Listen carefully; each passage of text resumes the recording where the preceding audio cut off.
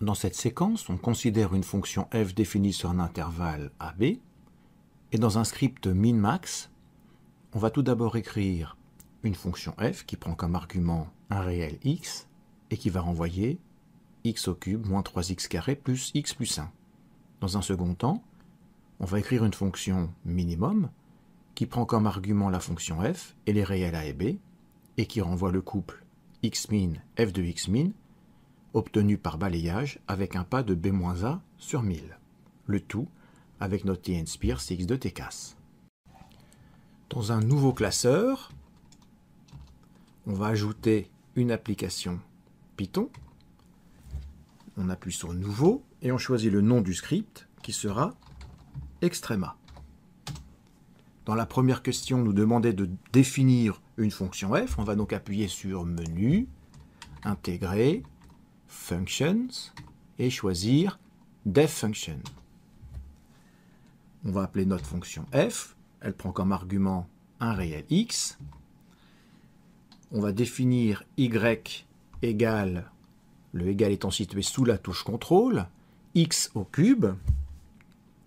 On peut utiliser le symbole puissance de la calculatrice qui nous affichera 2 étoiles, qui correspond en Python au symbole mathématique puissance. X puissance 3 moins 3 fois x carré, il ne faut pas oublier le signe multiplié ici, x puissance 2, donc on peut utiliser la touche x carré ici, qui nous affiche étoile, étoile 2, plus x, plus 1. Et enfin, on va renvoyer la valeur y en appuyant sur Menu, Intégrer, Functions et enfin Return. On renvoie la valeur y. Maintenant que nous avons défini notre fonction f, on va définir la fonction minimum en appuyant sur Menu, 4, 1 et Def Function. Le nom de la fonction ici, c'est minimum. Les arguments, on va choisir comme argument une fonction qu'on va appeler g, et puis a et b, car on va déterminer donc le minimum par balayage sur l'intervalle AB.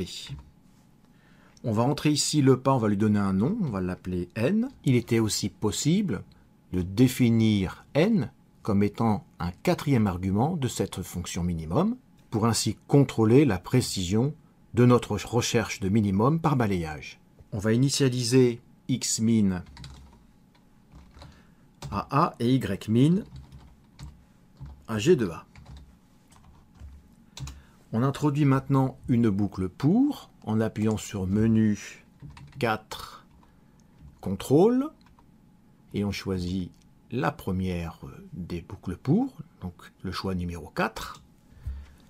Appelons l'index k par exemple, et on va aller jusqu'à n, donc on va écrire n plus 1. Donc k va prendre toutes les valeurs entières de 0 à n avec un pas de 1.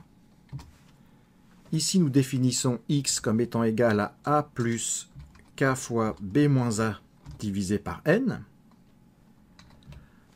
Donc lorsque k vaut 0, x vaudra a, et lorsque k prend sa dernière valeur dans cette boucle, k vaut n, et dans ce cas, x vaudra b.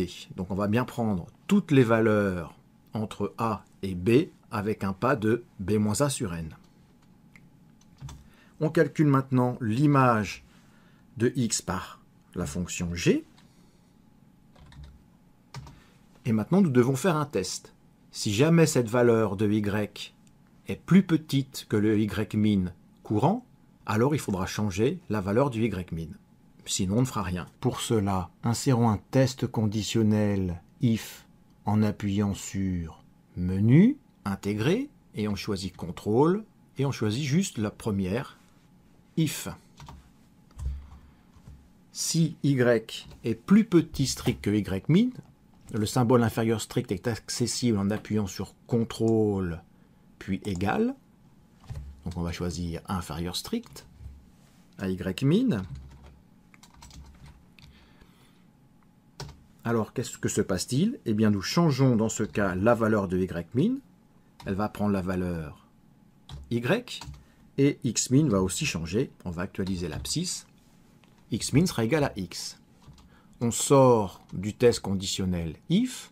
On sort aussi de la boucle et on va renvoyer le couple xmin, ymin en appuyant sur menu, 4, 1 et on choisit return. Donc nous renvoyons xmin et ymin. Notre script est fini, on va l'exécuter. Avant de cela, il va falloir l'enregistrer. On rappelle que la présence de l'étoile à côté du nom de notre script extrema.py signifie que le script n'est pas encore enregistré. Donc on va le faire en appuyant sur menu, exécuter et choisir vérifier la syntaxe et enregistrer, dont le raccourci est CTRL B. Voilà, notre script a été enregistré avec succès et on va maintenant exécuter ce script en appuyant sur menu, une fois de plus, exécuter, choisir exécuter, dont le raccourci est CTRL R. Donc dans la pratique, on fait CTRL B, CTRL R successivement. On se retrouve dans le shell, dans la console Python. On va maintenant exécuter notre fonction minimum en appuyant sur la touche var pour rappeler les variables définies dans le script. Et on va choisir minimum. Donc on va prendre le minimum de la fonction f qui est déjà définie. On pourrait redéfinir éventuellement dans le shell une autre fonction. Et nous allons prendre moins 0,5 comme demandé, 2 pour notre intervalle d'étude. Le script nous affiche une valeur pour xmin de 1,81 et quelques, et pour ymin de moins 0,88 et quelques. On peut vérifier ces valeurs-là avec notre TNSPIR en insérant une page de représentation graphique en faisant CTRL Doc et choisir Ajouter à l'application graphique. La fonction ici, on va prendre la même bien évidemment, x puissance 3, moins 3x carré. En mathématiques, l'opérateur multiplié peut être sous-entendu. Cette règle ne s'applique pas en Python. Toutes les opérations doivent être explicitement écrites. De même, en calcul formel. Mais il y a une exception en calcul formel. Lorsqu'on multiplie un nombre par une variable, on n'est pas obligé d'écrire le symbole multiplié, il peut être sous-entendu. Si on ne précise rien d'autre, l'ensemble de définition de notre fonction sera déterminé par la TNSPIR en cherchant le plus grand ensemble de définitions possible, à partir de l'expression que nous venons d'entrer. Mais il est possible de préciser l'ensemble de définitions en ajoutant le symbole sachant. Sachant que x est compris entre moins 0,5 et 2, donc le sachant est accessible en appuyant sur la touche CTRL égal, et en regardant bien au-dessus de la touche égal, on voit apparaître le symbole sachant, ainsi que les différentes inégalités qui vont nous servir pour entrer l'ensemble de définitions de notre fonction. Donc nous allons écrire moins 0,5, inférieur ou égal en appuyant sur CTRL égal, x, CTRL égal, inférieur ou égal à 2. Nous avons notre représentation graphique, on va faire un clic droit sur l'étiquette et choisir masquer car cela nous gêne. On va prendre une des graduations de l'axe et l'étendre un petit peu pour zoomer sur notre fonction. Nous pouvons changer aussi la graduation. Ici, le pas de la graduation est 0,2. On peut choisir 1. De même pour les ordonnées. On peut aussi afficher la grille en faisant par exemple un clic droit. Alors le clic droit avec la TNSPIR, si vous n'utilisez pas la souris, c'est CTRL menu. Et choisir ici afficher masquer la grille. Déterminons maintenant notre minimum. On va appuyer sur menu, puis analyse graphique et choisir valeur minimum. Alors bien sûr, la TNSPIR nous demande sur quel intervalle on souhaite travailler. Eh bien, nous allons prendre l'intervalle moins 0,5 et on va aller jusqu'à 2. Le minimum est trouvé. On trouve un minimum de moins 1,09 atteint en x égale 1,82. Alors nous avons ici un affichage seulement avec 2 décimales. On peut améliorer cet affichage au niveau de la précision. Il faut faire un clic droit sur une des deux valeurs et on choisit attribut. On peut personnaliser la précision. Par défaut, nous avons 3 chiffres. mais on peut l'augmenter en appuyant sur la flèche de droite et aller jusqu'à 9. Voilà pour l'abscisse, et on va faire la même chose pour l'ordonnée, comme cela.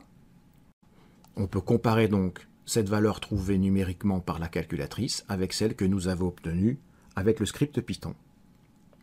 Pour la recherche de maximum, mais nous avons exactement la même fonction, il suffira de changer ce symbole.